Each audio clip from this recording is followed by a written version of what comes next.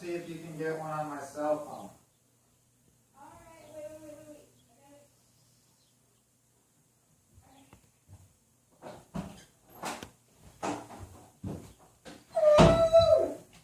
Let me go.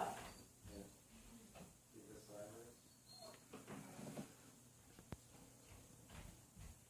You can press that big button or you can just say capture. Alright. You can even say smile. But what you can't see right now is in the trees surrounding the squirrel, there are about 30 tiny birds staring at it, watching it, and being really pissed off.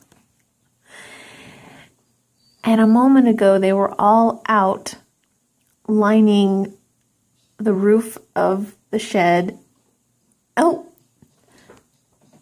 And sitting in the pear tree and the other trees and on our neighbor's shed trying to get their turn. It'd be really cool if they all started to come back now.